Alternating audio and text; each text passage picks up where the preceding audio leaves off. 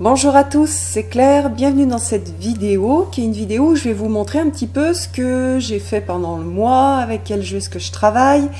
Je vais pas vous montrer que des jeux, je vais vous montrer des livres aussi, peut-être des huiles essentielles, je vais vous montrer un puzzle aussi. Et voilà, donc c'est une vidéo de vlog, un petit point sur ce que je suis en train de faire. Alors, première chose, c'est le puzzle. Donc moi, je faisais pas de puzzle jusqu'à présent, j'en ai très peu fait dans ma vie. Et puis je sais pas pourquoi, j'ai découvert des puzzles de Ciro Marchetti qui a fait plusieurs tarots, qui a fait un oracle aussi, qui fait partie de mes oracles préférés, qui est cet oracle-là. Et donc j'ai vu qu'il faisait des puzzles et je me suis dit, tiens, allez, je vais faire un puzzle, ça me posera, permettra de, voilà, de me poser puis de voir qu'est-ce que ça fait de faire un puzzle. Alors le premier que j'ai acheté, il faisait 2000 pièces et en fait, j'ai trouvé que c'était très thérapeutique. J'ai découvert un petit peu ça quand je me suis mise à faire le puzzle, que je me suis posée, que j'ai posé les pièces. Donc là, celui que j'en ai racheté un autre, enfin, mon compagnon m'en a offert un autre. Je vais vous le montrer. Parce que le premier, je l'ai prêté à une copine. Donc c'est celui-ci. Voilà. Alors, je ne sais pas si on le voit bien. Alors, ce que j'aime bien chez les puzzles de Ciro Marchetti, c'est qu'ils sont pas trop compliqués, même si ils ont beaucoup de pièces. Là, celui-là, il fait 1000 pièces, mais il y a énormément de petits détails et de choses différentes, donc on peut retrouver assez facilement voilà, où va telle ou telle pièce. Donc ça, j'aime bien. Et puis petit à petit, on voit l'oiseau apparaître, on va voir la jeune fille apparaître, le cheval, etc. Donc ça me plaît beaucoup. Donc je disais, c'est assez thérapeutique parce que je me suis rendu compte que lorsque je me pose pour faire un puzzle, je me retrouve face avec moi-même et j'ai toutes les idées et comment dire, tout le dialogue intérieur qui apparaît et je suis pas distraite par autre chose. Par exemple, quand je joue, vous savez que je suis une gameuse, donc quand je joue sur l'ordinateur ou quand je vais regarder la télé ou même quand je vais courir, j'ai de la distraction et donc j'ai du mal à me connecter, enfin ça m'empêche de me connecter à mon dialogue intérieur. Et là, je me retrouve quelque part à poser des petites pièces et tout ce que je me dis, tout ce qui est au niveau de l'inconscient et qui remonte à la conscience, je le vois et je l'entends. Donc ça a été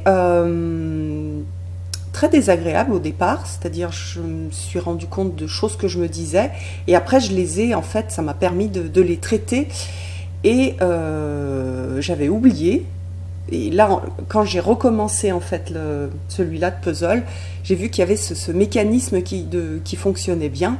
Et donc c'est pour moi pratiquement un outil thérapeutique, un outil où je vais me centrer, c'est-à-dire je vais faire quelque chose qui est inutile. Et on est vraiment dans cette idée de pas être dans quelque chose d'utile. C'est-à-dire quand je cours, je cours, peut-être que j'ai un dialogue intérieur, en effet, je pense à beaucoup de choses, mais je suis sur quelque chose d'utile, c'est bien pour mon corps, etc. Quand je regarde, quand je joue, je regarde la télé, là, du coup, je remplis mon esprit d'autres choses, ça me permet de ne pas écouter le dialogue intérieur, et sinon, je suis dans le faire. Donc, c'est le seul moment où je vais être dans faire quelque chose qui est inutile. Et on est dans des sociétés où tout doit être utile, tout doit être, il y a une idée de rentabiliser son temps, de faire quelque chose de productif. On a vraiment cette idée de productivité. Et là, on est sur quelque chose de futile où je vais mettre des petites pièces pour faire apparaître quelque chose, une image, et après, je vais tout le défaire. Et ça m'a fait penser, en fait, au concept du jardin japonais, enfin pas du jardin japonais, vous savez quand on a cette étendue de sable et on va travailler sur l'étendue de sable et après hop on va on va passer des heures et des heures et après on va tout effacer. Il y a vraiment cette idée-là de travailler de travailler justement, non, d'être sur cette inutilité qui finalement permet de se reconnecter avec soi-même. Donc voilà, je ne sais pas si ça fonctionne pour tout le monde, mais en tout cas, moi j'ai trouvé ça vraiment bien. Et puis quand j'ai mon compagnon qui est venu pour finalement m'aider et mettre des choses, on a passé aussi un bon moment. C'était un moment où on a construit quelque chose ensemble. Et j'ai trouvé ça aussi très très sympa. Donc voilà, les deux aspects, soit toute seule avec moi-même et avec le puzzle, soit avec un compagnon, quelqu'un qu'on aime, un enfant, etc. Et j'ai trouvé ça très très très utile aussi pour se rapprocher et construire quelque chose ensemble.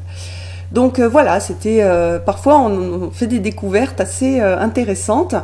Dès que je vois le malaise qui arrive, eh ben je vais traiter, moi je traite la pensée avec les techniques de Byron Katie. Donc par exemple j'ai une pensée, c'est souvent les pensées du bourreau intérieur en fait qui remontent, je vais la mettre, je vais la traiter avec les questions. Donc est-ce que c'est vrai telle chose que je pense, est-ce que c'est vrai, est-ce que c'est tout le temps vrai, comment je me sens quand je crois à cette pensée, comment je me sentirais si je croyais pas à cette pensée, puis après je retourne les pensées. Et je trouve vraiment que c'est super puissant parce que on a finalement très très peu l'occasion d'être seul avec soi-même. Et quand on est seul avec soi-même, en tout cas moi, je fais tout pour ne pas l'être, comme j'ai énormément de pensées, que c'est tout le temps en train c'est comme s'il y avait une sorte de cocotte qui était en train de bouillir, qui faisait plein de buées. Et donc je fais tout pour les éviter, ces pensées. Donc soit je vais réfléchir à des choses très concrètes, sur des théories, sur des principes, sur des choses comme ça, soit sur de la philosophie, soit je vais m'étourdir dans des jeux. Alors c'est pas que c'est pas juste de faire ça, c'est juste qu'il y a des moments où je trouve assez intéressant de se retrouver seul avec soi-même. Voilà, donc ça c'est la première chose. Deuxième chose, au niveau des projets, je ne sais pas si vous avez suivi ou pas, je l'ai plutôt posté sur Instagram et plutôt en anglais. J'ai fait un travail donc en février. Oui, est-ce que c'était en février? Oui, sur Marie. Donc c'était 31 jours avec Marie, 31 Days with Mary, qui était organisé par Étienne, qui est une femme qui travaille avec Marie, pas forcément la Marie chrétienne, mais sa Marie à elle, une Marie un petit peu un mélange de chrétienté, aussi de paganisme. Donc il y a vraiment l'idée de Marie en tant qu'archétype, et j'ai beaucoup aimé le travail que j'ai fait pendant ces 31 jours. Si ça vous intéresse, donc c'est que en anglais, c'est sur son site, je mettrai dessous. Et de toute façon, je vais recevoir, pas tout de suite, parce que ça vient d'Afrique du Sud, et je crois qu'elle a eu un problème avec le livre, donc elle doit le refaire imprimer. Mais donc je vais recevoir son jeu et je vais travailler avec ce jeu. Alors je me suis rendu compte que j'avais moi une vision de Marie assez floue finalement. Je connaissais peu de choses de Marie et des symboles liés à Marie, et donc j'ai préparé la review enfin pas la review mais le travail en fait avec son jeu qui est finalement assez qui va assez loin dans les recherches, parce qu'elle, c'est vraiment une... comment dire, Marie, c'est vraiment l'archétype, c'est la déesse, c'est la Vierge avec laquelle elle a beaucoup travaillé et avec qui elle a une relation très très intime. Et donc elle a fait énormément de recherches, elle voyage énormément, elle fait des retraites, etc. Donc moi je suis allée chercher aussi toutes les explications sur le vocabulaire qu'elle a utilisé pendant ce challenge, enfin ce travail pendant un mois, et je suis en train donc de continuer. Donc je me suis fait un petit cahier Voilà, donc je le fais aussi sous forme un peu de grimoire parce que ça me permet de faire quelque chose qui me plaît. Donc voilà, les visages de Marie, qui c'est Marie qui défait des nœuds, Marie reine des anges, Marie mère de Dieu, etc. Marie la rose mystique, pourquoi, comment, d'où ça vient. Et après, je vais voir comment est-ce que moi, je l'intègre dans ma pratique et dans le travail avec Marie. Donc par exemple ici, Marie qui défait des nœuds, enfin qui défait les nœuds, ça vient d'un tableau qui a été peint au XVIIIe siècle, qui est exposé en Allemagne, et c'est le pape François, enfin dans sa jeunesse, qui avait été bouleversé par l'image et qui a ramené des reproductions à Buenos Aires, et puis après une autre personne à qui ça a plu, etc. Et après, ça a été interprété d'une certaine façon par l'Église catholique à une époque, et d'une autre façon par des chrétiens d'aujourd'hui. Et du coup, je trouve qu'il y a quelque chose d'intéressant à travers cette Marie qui défait des nœuds. Donc moi, je vais l'utiliser, mais maintenant que tout est posé, j'utilise ce qui me plaît, c'est-à-dire il y a certaines choses qui vont pas forcément me parler. Donc par exemple, le fait que Marie défait les nœuds que Ève a fait en désobéissant à Dieu, donc ça me parle pas forcément. Même si je peux le transformer sur cette idée de elle n'a pas vraiment désobéi à Dieu, elle a permis la descente dans la matière, et après donc on a tous ces nœuds de la matière qui sont défaits. Donc ça peut être aussi au niveau psychologique les nœuds que l'on va défaire, les nœuds de nos vies, les nœuds de souffrance, les nœuds où des choses qu'on ne comprend pas, des nœuds ou voilà, des difficultés. Donc ça, je trouve que c'est super intéressant. Mais cette Marie qui défait les nœuds, c'est pas une Marie qui date de, on va dire, du premier âge chrétien. C'est quelque chose qui est assez récent. Donc après, j'ai travaillé sur la femme de l'Apocalypse. Donc je savais pas que Marie était liée à une des femmes une femme de l'Apocalypse qui est citée donc dans l'Apocalypse. Donc voilà, j'ai noté une partie de ce chapitre de l'Apocalypse de Jean, avec certaines explications que j'ai trouvées sur Internet de personnes qui travaillent sur la théologie. Donc souvent ce sont des prêtres. Donc il y a cette idée d'étude de la religion à travers cette théologie. Et j'aime bien en fait le regarder. Je vais pas regarder la façon dont les personnes New Age ont transformé cette image-là. Je vais regarder la façon dont les chrétiens l'ont utilisée, et notamment les gens qui font de la théologie, pas le dogme chrétien, mais plutôt les chercheurs. Et après, moi, je vais me l'approprier. Donc, chaque fois, je fais ça, en fait. Je ne vais pas chercher dans le New Age, je vais chercher dans un petit peu l'origine.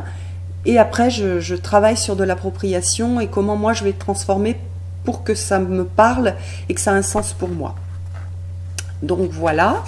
D'ailleurs, c'est sympa parce que quand j'étais à Montauban, oui, c'est à Montauban que j'étais, oui, au-dessus de Toulouse, j'avais remarqué, et c'est vrai que j'avais jamais remarqué avant, et si vous allez dans des églises chrétiennes, regardez un petit peu, on a souvent Marie, et sous son pied, on a un serpent, et parfois on a le serpent et la pomme. Et donc, je m'étais dit, tiens, qu'est-ce que c'est cette Marie qui écrase le serpent? Et en fait, c'est bien Marie qui écrase le serpent démoniaque. Donc, on a cette idée de remonter vers le divin, hein. Le serpent, c'est l'incarnation, c'est la séparation, et on a ce travail de Marie en tant que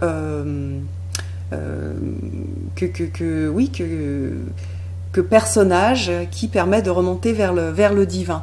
Alors, on l'appelle aussi, est-ce que je l'ai noté ici? On l'appelle aussi non, je ne l'ai pas noté, zut, mais pourtant, il me semblait que j'avais noté l'échelle. Il y a une idée avec, voilà, on l'a souvent associé avec l'échelle de Jacob. L'échelle de Jacob, c'est l'échelle qui permettait de remonter du terrien jusqu'au divin. Donc voilà, c'est par Marie que Dieu est descendu jusqu'aux hommes pour devenir l'un d'eux, et donc c'est par Marie qu'on peut aussi remonter. Donc il y a vraiment cette idée de Marie comme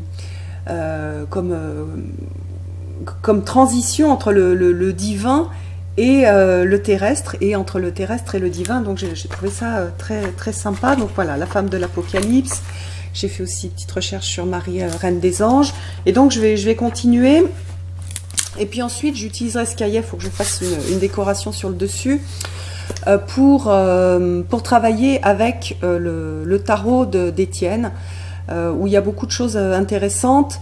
Je vais noter notamment les huiles essentielles que j'ai utilisées, qu'elle avait conseillées, que je trouve vraiment géniales pour travailler le cœur.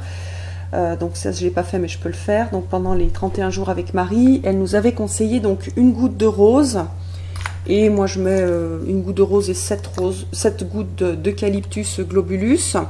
Donc je mélange ces deux et je les mets dans mon brûle parfum, et je trouve ça c'est vraiment un je trouve exceptionnel en fait, et ça permet un lien avec justement cette énergie de Marie, cet archétype, où, enfin peu importe comment est-ce qu'on l'appelle, hein, moi c'est vrai que je la sens vraiment très très présente quand je mets ces huiles essentielles dans mon brûle parfum. Donc quand je fais des méditations ou des prières, je trouve que c'est bien, ou que j'ai juste besoin de la partie de Marie qui connecte au cœur et qui de la mer en fait, voilà. Donc voilà, donc ça c'était aussi les huiles essentielles.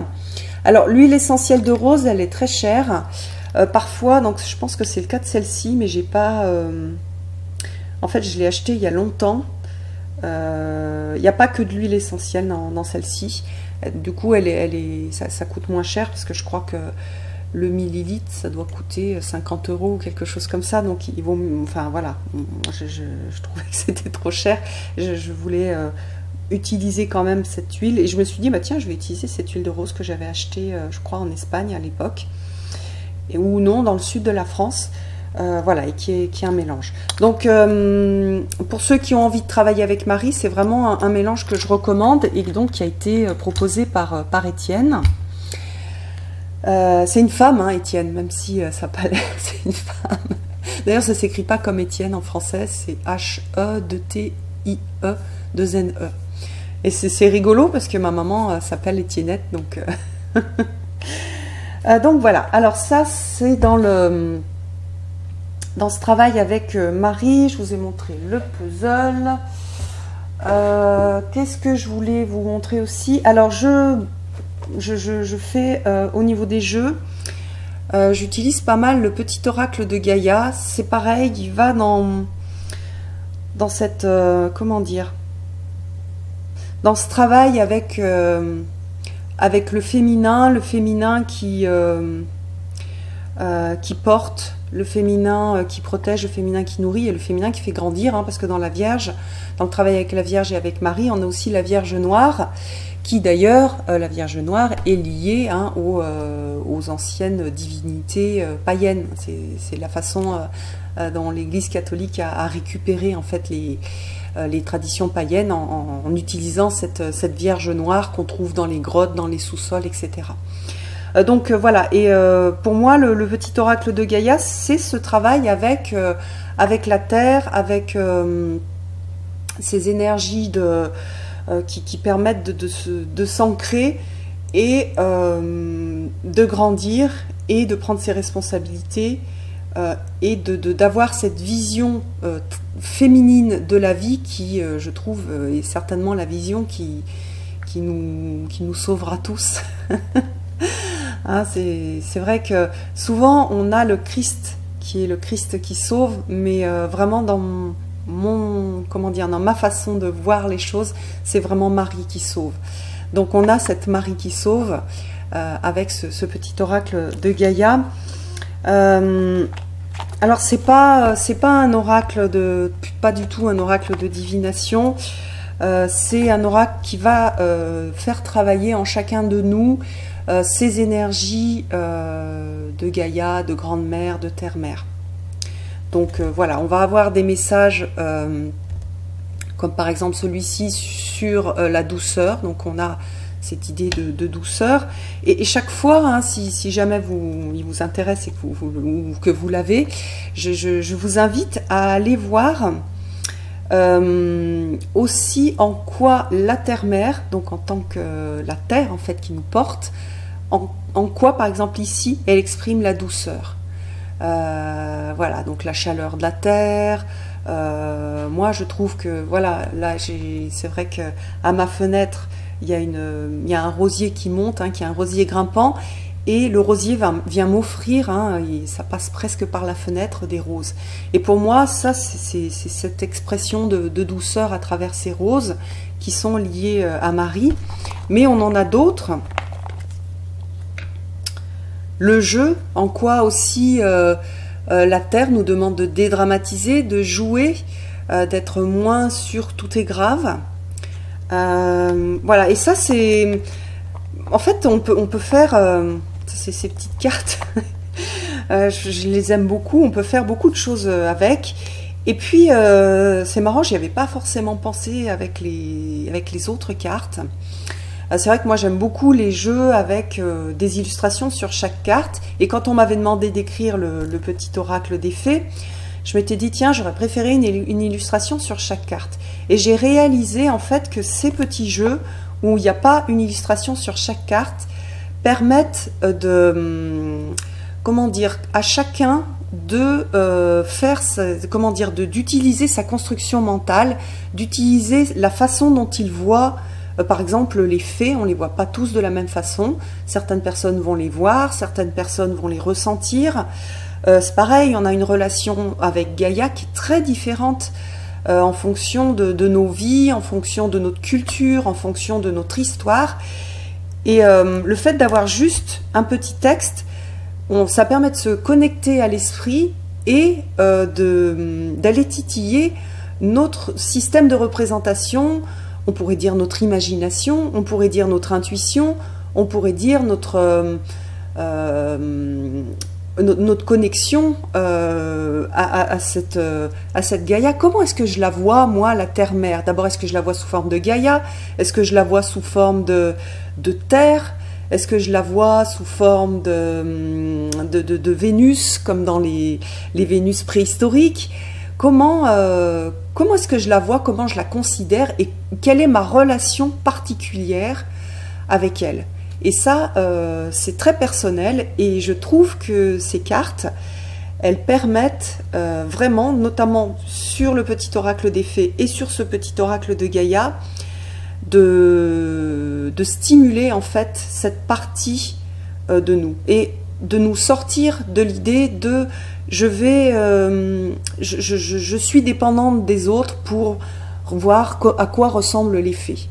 Et c'est vrai que par exemple sur les fées, j'ai plusieurs autres jeux sur les fées, et les fées qui me parlent et la façon dont je les visualise, ça ressemble beaucoup au jeu de Brian Froud, The Heart of Fairies, non, surtout comment est-ce qu'il s'appelle le premier, The Fairies Oracle, je crois, où ce sont des fées mais qui ressemblent en fait à des éléments de la nature, et c'est la façon dont moi je vois les fées. Cette façon-là, plus les fées de la mythologie, où là je vois des femmes, donc qu'on va retrouver dans The Heart of Fairies. Mais il y a vraiment cette idée-là, je vois pas du tout des petites fées avec des... Enfin, je vois pas du tout. C'est moins naturel de voir des petites fées avec des petites ailes, etc. Mais pour certaines personnes, ça va être des petits personnages avec des petites ailes, ça va être la fée de Peter Pan, par exemple. Et peu importe, en fait, l'énergie qui est portée... Enfin, l'énergie qui est portée par la représentation est la même, mais en fonction de notre profil, on va avoir une représentation qui va être différente. Et donc, j'aime bien aussi, finalement, comment dire, cette structure de petites cartes avec juste un message, parce qu'alors, on a cette liberté. Et aussi, on a cette invitation à le faire. Donc, si vous ne l'avez pas encore fait, vous avez le petit oracle des fées ou ce petit oracle de Gaïa, je vous invite vraiment à faire de la visualisation créative, si ça ne vient pas naturellement, mais en tout cas à faire ce travail d'appropriation. Voilà. Voilà, je l'aime beaucoup et je l'aime autant que les autres. Hein. Chaque petit oracle, chaque création, c'est un peu comme un enfant, donc je les aime tous beaucoup. Et j'aime ce travail qu'on fait en lien avec Célia, parce qu'on n'a pas la même histoire, on n'a pas le même âge. Et en même temps, il y a pas mal de choses qui nous lient. Et j'ai énormément confiance en elle. Et voilà, donc c'est vraiment c'est un travail de cœur et j'adore travailler avec elle. Voilà pour le petit oracle de Gaïa. Alors je suis désolée, il y a du bruit dehors. Je ne sais pas si vous allez l'entendre, mais à mon avis oui. Il y a mon voisin qui refait son toit, donc là ils sont en train de découper, je pense, des morceaux de charpente. Donc voilà pour le petit oracle de Gaïa. Après, les jeux avec lesquels j'ai travaillé et je travaille, alors il y en a un, ça va pas être une surprise, je vous le montre à chaque fois, mais bon, voilà, si je fais une vidéo sur les jeux avec lesquels je travaille, il faut que je vous montre, je vais pas inventer pour changer. Je travaille avec le Weaver's Oracle, donc ça c'est un jeu auto-publié, qu'on trouve en Angleterre, donc on peut commander sur internet, voilà, l'auteur l'envoie, et on a à chaque fois donc une carte avec des tisseuses, et à chaque fois on a une histoire. Donc la tisseuse avec laquelle je travaille en ce moment, c'est celle-ci, et elle est liée donc à une histoire qui est je trouve, je vais vous faire un petit résumé, qui est super puissante, qui est la sagesse féminine. C'est-à-dire c'est une vieille femme qui se promène de partout dans les villes, qui laisse traîner ses pieds, qui laisse des traces, et les femmes petit à petit suivent ces traces pour aller se retrouver dans la forêt. Et dans la forêt, on est en connexion avec cette sagesse de toutes les femmes. Et ces femmes-là, elles laissent une tresse qu'elles pendent à un arbre. Chaque femme laisse un bout de sa sagesse, et donc vraiment, cette carte-là, elle est liée à la sagesse féminine, et donc ça doit faire 2 mois que je travaille avec. Donc, qu'est-ce que ça veut dire quand je dis que je travaille avec? Souvent, les gens me disent « Ah, mais tu dis tu travailles avec, mais ça veut dire quoi ?» Alors, ça veut dire que je lis le texte, ça veut dire qu'elle est affichée, et c'est tout. Comment dire, je trouve que dans ce jeu-là, je fais pas de travail d'écriture, ou très peu. Ce que je fais, c'est que je relis l'histoire. Je lis l'histoire, je la relis, et il y a quelque chose qui se passe en moi de l'ordre de la transformation et qui n'est pas mental. C'est aussi pour ça que ce jeu-là, il me plaît, parce que je fais pas du tout du travail mental avec. Et moi, j'ai une grande facilité à partir sur le mental. Donc là, non, je lis le texte, je lis l'histoire. Et cette femme, petit à petit, au fil des semaines, au fil des jours, des semaines, des mois, elle prend de la place dans ma vie et elle s'incarne en fait. Et donc voilà, je ne fais que ça. Elle est là, elle m'accompagne, je la vois tous les jours, elle est sur mon hôtel. Parfois, je fais aussi le travail de traduction quand l'histoire est trop compliquée. Je vais utiliser Google Trad et tout, je vais le remettre sous forme de texte français parce que quand je le relis en anglais c'est trop difficile.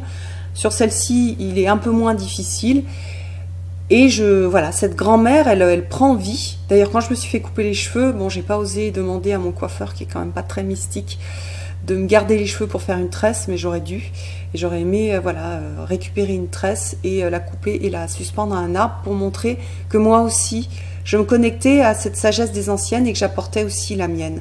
Souvent, quand on se connecte à la sagesse des anciennes, on croit que il n'y a que la sagesse des anciennes, mais il y a la nôtre aussi. Nous aussi, on a à mettre notre petite grain de sagesse, notre petit grain de sel, notre petite, ce que l'on a appris de la vie, ce que l'on a appris des épreuves, ce que l'on a appris aussi des belles choses qui nous sont arrivées dans notre vie. Donc, voilà, voilà, je suis sur ce chemin de sagesse avec cette grand-mère tortue. Voilà, donc par exemple ici, comme c'est une grand-mère tortue, je peux aussi rajouter une petite tortue si j'en ai une, ou voilà, faire quelque chose de ce type-là. Mais je suis jamais dans l'intellectuel, je suis que dans la lecture du conte et dans laisser cette femme prendre la place, prendre sa place. Alors, pour ceux que ce jeu intéresse, donc il est un peu cher puisque c'est un auto-publié, et aussi l'anglais est compliqué. Donc voilà, je crois bien que la Fée Luminaire est en train de se séparer de ce jeu, et je pense que c'est parce qu'elle a trouvé les textes trop compliqués.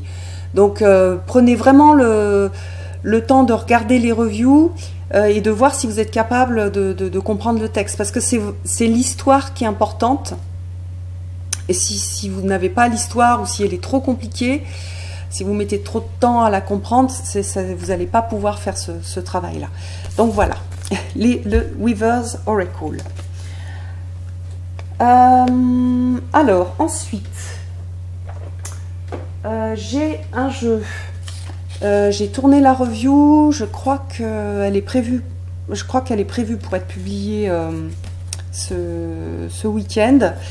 C'est le The Irish OWAM.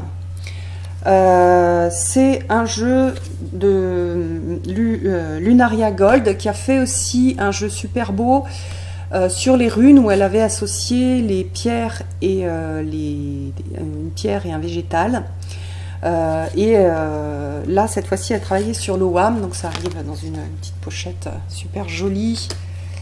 Je vous montre, voilà, une petite boîte blanche qu'on met dans la pochette. Je ne sais pas si je vais garder la boîte ou pas.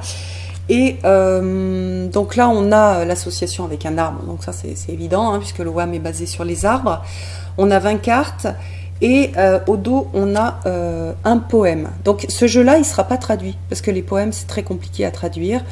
Et donc là, c'est pareil, j'aime ce jeu, parce que je ne le travaille pas du tout au niveau mental. Je ne vais pas faire des recherches sur l'OWAM pour l'utiliser. J'en ai fait un peu, hein, bien sûr, pour vous présenter, puis parce que j'ai d'autres jeux d'OWAM. Mais celui-là, je vais vraiment travailler avec l'énergie des arbres. J'ai commencé, puisque c'est celui-ci que j'ai tiré et avec lequel je travaille pendant plusieurs, là ça fait plusieurs jours, ça fait presque une semaine que je l'ai sorti. J'ai lu le texte et le poème, je suis laissée inspirer par ce poème, et je travaille la sagesse des anciens aussi à travers l'IF. Et j'ai d'ailleurs un IF qui est juste ici. Donc je vais travailler plus particulièrement avec cet arbre-là, en me reliant à lui, pas en faisant quelque chose à nouveau mental, mais plus je sens, en ressentant l'énergie de l'arbre et l'énergie des ancêtres. Donc voilà, on a cette énergie d'ancêtre qui est ici. Qui m'accompagne à travers donc les Weaver's Oracle, puisqu'on a les sagesses des femmes, et là on a la sagesse des anciens à nouveau. Donc c'est vraiment, ça vient vraiment, comment dire, on a cette synchronicité avec ce travail, ce même travail à travers l'OWAM et à travers le Weaver's Oracle.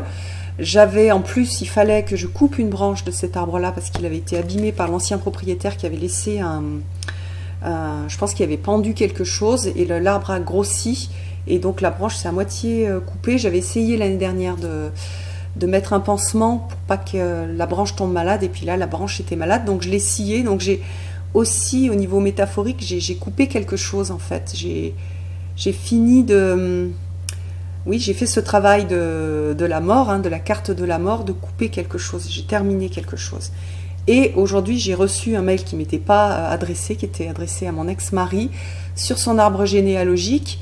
Et je me suis dit, tiens, je ne sais pas encore ce que je vais en faire, mais il y a quelque chose aussi à nouveau sur les ancêtres. Donc voilà, ce jeu, si vous parlez un peu anglais, bon là, les textes sont beaucoup plus faciles à lire, même si c'est de la poésie.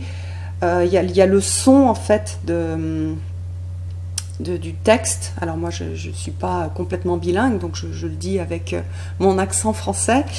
Et il y a aussi, je sais pas, je trouve la poésie, la poésie c'est touchant, la poésie ça touche, on dit souvent ça touche l'âme, dans le sens ça touche quelque chose de délicat en nous.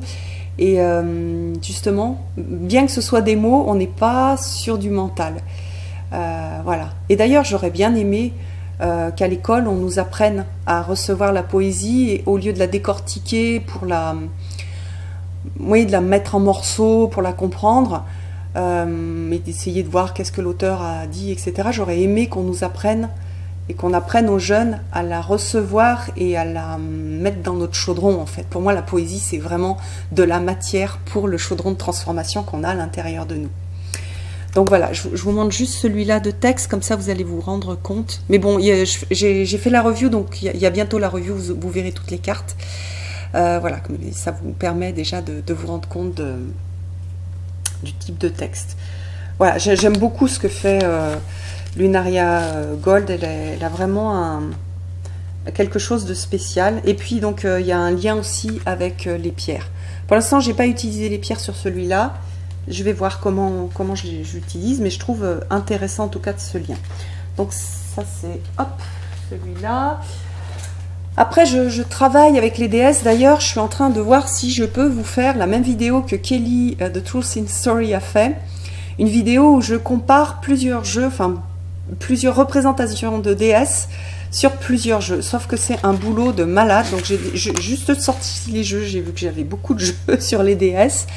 Et je vais voir si je peux le faire sur certaines déesses. Je ne pourrais pas sur toutes les déesses, sinon je vais devoir faire une vidéo de 10 heures. Mais donc, le jeu sur les déesses que j'aime beaucoup, c'est ce jeu-là qui est le Red Seeds Oracle, qui pour moi est voilà, c'est celui qui me parle énormément, que j'aime beaucoup. Donc on a une représentation, donc j'aime ces représentations graphiques, parce qu'elles ont un côté très incarné et un côté d'une représentation moderne, en fait, une appropriation de la représentation, donc j'aime beaucoup. On a un texte, donc voilà, là on a l'anima mundi, l'âme du monde. On va avoir donc ici l'essence, bon bah là c'est I am essence, je suis essence. On a un texte de Rumi qui est magnifique. On a elle situe au niveau, voilà, Anima Mundi, qu'est-ce que c'est? On a un tout petit texte et après, à chaque fois, on a un challenge et le cadeau. Donc le côté, la chose à travailler et le cadeau qu'elle apporte. Donc ici, par exemple, le challenge, c'est le fait d'être déconnecté. Hein, quand on n'est pas dans cette énergie de l'âme du monde, on se sent déconnecté, on se sent seul. Et le cadeau, c'est si on travaille cet Anima Mundi, si on travaille avec cette déesse, on va avoir l'unité avec la nature. Et j'adore. Je vous l'ai montré de nombreuses fois, hein, mais bon, c'est vrai que petit à petit, j'ai vraiment des jeux qui sont importants pour moi et qui sont un peu des jeux de base pour mon travail personnel. Après, quand je fais des tirages pour les énergies de la semaine ou pour les autres, je vais utiliser d'autres jeux. Mais moi, j'ai vraiment des jeux qui me sont très personnels et avec lesquels je travaille moi. D'ailleurs, si celui-là, je l'utilise quand je fais des tirages pour les autres, pour encadrer le tirage et voir un petit peu qu'est-ce qui est en train de travailler. Donc là, hop, voilà, là on a Sekhmet. Je vous montre. Donc elle a travaillé sur un autre jeu, donc le Red Seeds Oracle 2.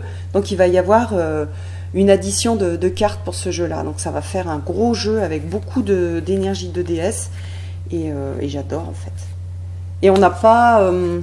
c'est peut-être dû à mon âge où moi j'aime bien aussi, j'aime beaucoup l'art et j'aime beaucoup l'art moderne. Donc là on a l'art moderne, pardon. Mais je préfère en fait ces jeux-là de déesse où on n'a pas des jeunes filles, où on n'a pas, oui, ce côté Photoshop de jeunes filles ou de femmes parfaites, type à l'américaine, comme dans par exemple le nouveau jeu de Colette Baron-Reed. Au niveau esthétique, en fait, j'arrive pas à me connecter aux déesses en utilisant ce jeu-là, même si le livre est peut-être super. En tout cas, j'arrive pas du tout à travailler avec ce jeu-là. Donc voilà pour ce jeu de déesse avec lequel je travaille.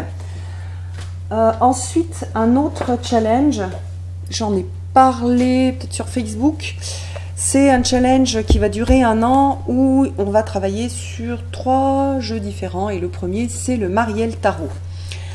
Donc là il est réédité, il va y avoir donc une réédition en mai, elle sort en mai, avec quelques cartes qui ont été modifiées. Moi j'ai donc l'ancienne édition. Regardez, j'avais acheté cette... c'est magnifique, c'est de la soie. Chez Baba Studio. Ils font des sacs comme ça, ils sont pas très chers. Je l'ai payé, je crois, 11 € et on doit payer, je sais pas, 6 ou 7 € de frais de port. Et quand on en achète plusieurs, on a les mêmes frais de port. J'en ai plein de sacs comme ça et je rajoute des choses pour, pour les reconnaître. Mais j'adore la texture. Donc voilà, mon Marielle Tarot, donc moi je l'ai découpé et vous voyez j'ai rajouté le nom de la carte dessous. La nouvelle édition, donc les cartes seront plus petites, donc certainement de la carte de ce jeu découpé. Et il n'y aura pas de tour et il y aura le titre écrit sur l'image. Alors c'est un jeu que j'aime beaucoup. Sur lequel j'avais travaillé quand je l'ai reçu, donc il y a plusieurs années, hein, je l'ai depuis vraiment longtemps. J'avais fait tout un travail dessus et là c'est une nouvelle invitation pour travailler avec. Et je pense que j'ai dû faire des progrès depuis, en anglais notamment, sur tout le vocabulaire ésotérique. Donc le livre est beaucoup plus facile à lire pour moi. Donc je suis en train de commencer en fait ce travail qui est proposé par une américaine. Pour ça j'associe en fait un travail graphique aussi. Donc là voilà, j'ai reproduit une partie d'une carte. J'ai écrit aussi, donc le premier jour c'était l'interview du jeu. Donc comment le tarot me voit, sa personnalité, ses forces, comment il va me challenger, comment il va me transformer et comment travailler avec lui. Donc voilà, j'ai écrit dessous. En fait, je suis donc en train de relire le livre. Je pense que, enfin là pour l'instant, je tire une carte par jour et je relis le livre. Et en fait aussi, j'ai énormément évolué dans ma culture de la Kabbale, sur la Kabbale, et ça me permet de comprendre beaucoup de choses que j'avais pas trop compris à l'époque où je commençais juste mon étude sur la Kabbale. Donc voilà, il y a plein de références à la Bible, il y a des références donc à la Kabbale, à l'arbre de vie. Et je l'aime beaucoup. Alors c'est pas du tout un jeu, je trouve, hein, qu'on peut, je pourrais difficilement faire un tirage rapide. Enfin rapide, quand je dis rapide, hein, les tirages que je fais généralement ça dure 1 heure, hein, les consultations durent 1 heure. Et je pourrais pas faire un tirage rapide parce qu'il est trop, justement, il est lié à l'histoire qu'il y a dans le livre, à la référence. Un mythe, très souvent on a des liens avec des mythes, et donc on a besoin, c'est pareil que dans le Weaver's Oracle, on a besoin de laisser les choses se poser, les choses infuser. C'est pas un jeu de divination, pour moi c'est vraiment un outil spirituel, ce Marielle Tarot. Et donc il y a des choses qui ont... Enfin, moi, j'adore, en fait. En fait, les As, au départ, m'avaient choquée. Hein, on a des personnages androgynes et plus une partie animale. Donc ça, ce sont des anges. Hein, les 4 As, ce sont 4 anges. On a aussi les cavaliers de l'Apocalypse pour les 10. Il y a un vrai travail qui est super intéressant. Et pour moi, c'est un jeu qu'il faut utiliser, réutiliser, etc. C'est un peu comme une relation avec une personne. La relation, elle change en fonction de la façon dont on change, nous aussi. Et il faut lui laisser du temps. Il faut laisser du temps. C'est pas immédiat. C'est pas C'est pas comme un clone du rider où, bah, moi c'est vrai que j'ai beaucoup travaillé sur le rider, tout de suite je vais comprendre la signification. Là il y a vraiment autre chose. D'ailleurs quand elle, je pense qu'enfin, elle a mélangé les trois, elle dit qu'elle a mélangé les trois traditions, Marseille, rider et Tot. Mais je crois que c'est le livre qu'elle a utilisé, c'est le livre qui avait écrit, comment il s'appelle le français, zut. Bon, c'est noté dans son... qu'est-ce qu'elle a utilisé comme...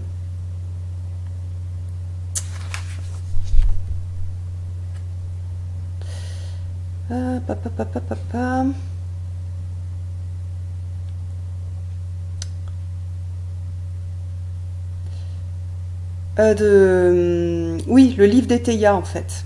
Elle a utilisé les significations du livre d'Eteia. Donc, en fait, quand elle met signification traditionnelle, parce que dans son livre, elle met à chaque fois...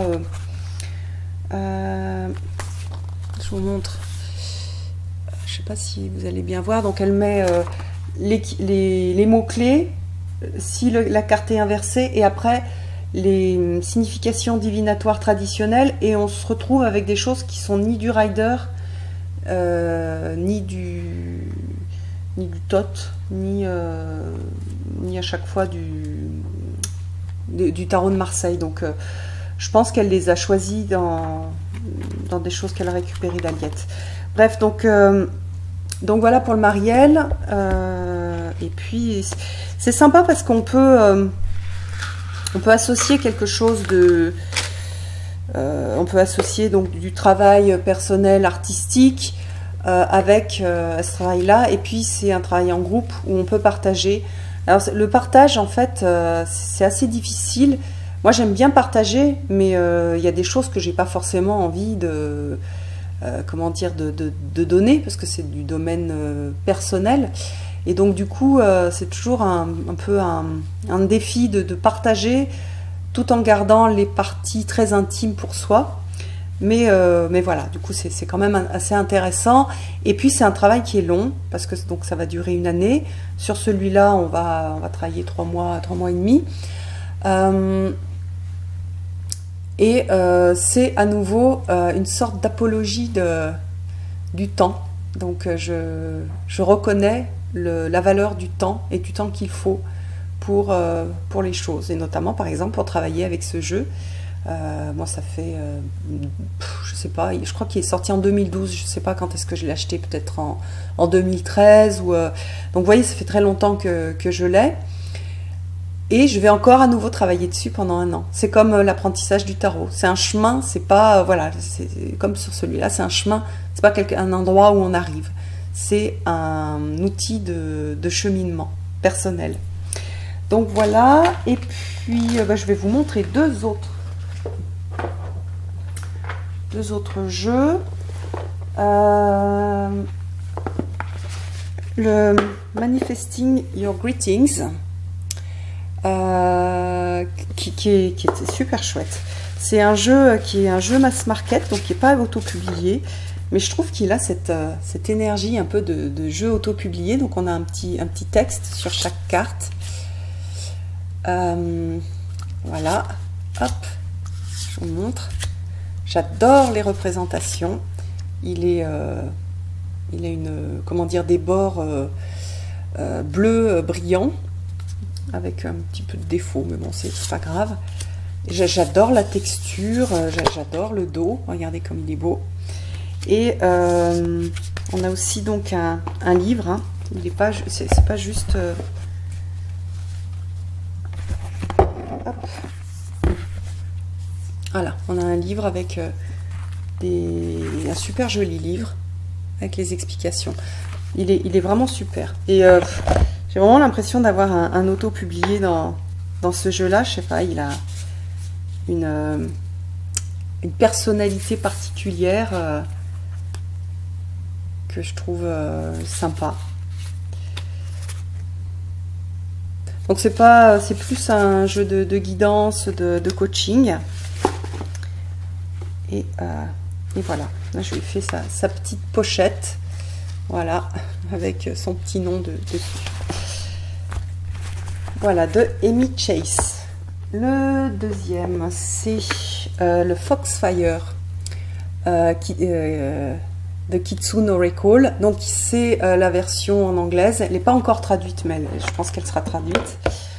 Et il est magnifique. Il est vraiment magnifique. Donc c'est sur cette énergie de Kitsune. Donc vous voyez là on est sur des représentations très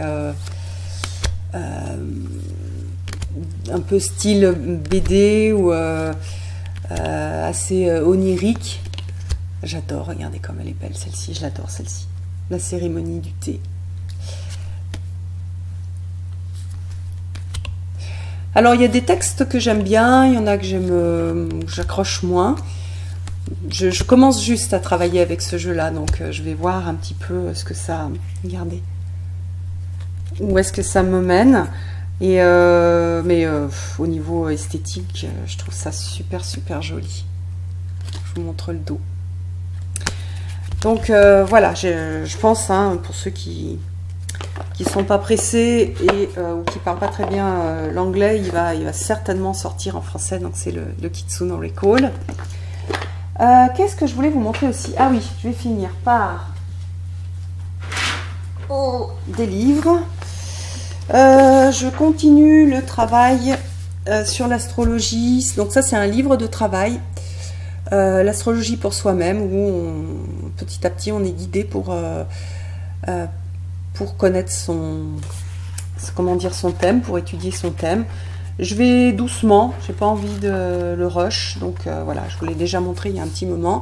Pour l'instant j'ai travaillé sur j'ai travaillé sur donc mon signe solaire, mon ascendant et puis comment dire, oui, et puis après donc on a les planètes et la position des planètes dans les maisons et dans les signes. Voilà, donc à chaque fois ça ressemble à ça, hein. Et c'est tout guidé, mais c'est du travail et c'est du travail, et pour comment dire, pour en récupérer les bénéfices, c'est pareil, il faut aller doucement parce que ça fait énormément d'informations à intégrer pour soi-même. Voilà, donc c'est l'astrologie, Workbook for Personal Transformation. Voilà, et puis donc ça c'est, j'ai imprimé la position des planètes à ma naissance. Je suis en train de regarder ce livre que m'a envoyé l'éditeur Solar, mon cahier tarot d'Emmanuel Iger. Alors c'est une sorte de, en fait c'est pas vraiment c'est pas un cahier d'exercice comme le workbook là a pu l'être. Il est surprenant. Pour l'instant voilà, je suis en train de regarder. Il y a pas mal de choses sur un peu une sorte de mini cours de tarot, et comment dire, le ton exprimé, c'est un ton je pense qui est lié à cette série là. Ça fait assez coaching à l'américaine, il y a beaucoup de mots anglais. Voilà, ça m'a surpris, je m'attendais pas du tout à ce type de ton. Donc voilà, Tarot is real magic. Qu'est-ce qu'on a? Bon, j'aime beaucoup, hein, ce que fait Emmanuel Iger. Comment dire, j'aime bien la base sur laquelle elle travaille. Voilà, là il faut que je passe un petit peu de temps, un petit peu plus de temps pour voir comment est-ce que ça me parle. Voilà, il y a des rituels morning tarot, tip of the day, ça fait très coaching à l'américaine, et voilà, j'en ai pas mal soupé moi du coaching à l'américaine, donc cette façon de faire working tarot, le métier qui me booste, cette façon en fait d'exprimer les choses au départ, ça m'a un peu voilà, ça m'a surprise, mais j'aime tellement ce que fait Emmanuel Iger que j'ai envie de prendre le temps de de regarder comment est-ce qu'elle a construit ça. Et de toute façon, ce qui est bien, c'est qu'il y a une sorte de mini-cours et des petits exercices qui sont, je trouve, super intéressants. Donc voilà, c'est mon cahier tarot. Mais je vous ferai une review hein, sur ce cahier. Je pense que voilà, il est unique. Voilà, il est unique. Il ressemble à aucun autre, donc en ça c'est sympa. Et puis j'ai reçu le défi des 100 jours de Lilou Massé, qui est son dernier livre d'exercice. Donc vous voyez, c'est balèze. Hein. C'est un cahier d'exercice pour trouver sa mission de vie et se réaliser pleinement. C'est pareil. Alors je vais pas commencer à écrire dessus avant de vous l'avoir présenté. Mais voilà, je trouve que Lilou Massé, j'avais rien présenté d'elle et je trouve dommage parce que c'est quand même une Française et qui se bouge, qui propose plein de choses, qui s'est créé son métier, qui interviewe des gens hyper intéressants et qui a une pêche d'enfer. Le défi 100 jours, j'avais commencé à le faire il y a longtemps, au début de ma chaîne d'ailleurs. Et j'avais arrêté. C'est vrai que pour moi, ça m'avait pas, en fait, j'avais trop de choses à travailler au niveau psychologique pour être, voilà, ça m'a trop remué. Donc, mais par contre, j'avais trouvé ça hyper intéressant. Et puis il y a, comment c'est, Anne-Laure Pau, je crois, ou Marie-Laure, non, Anne-Sophie Pau.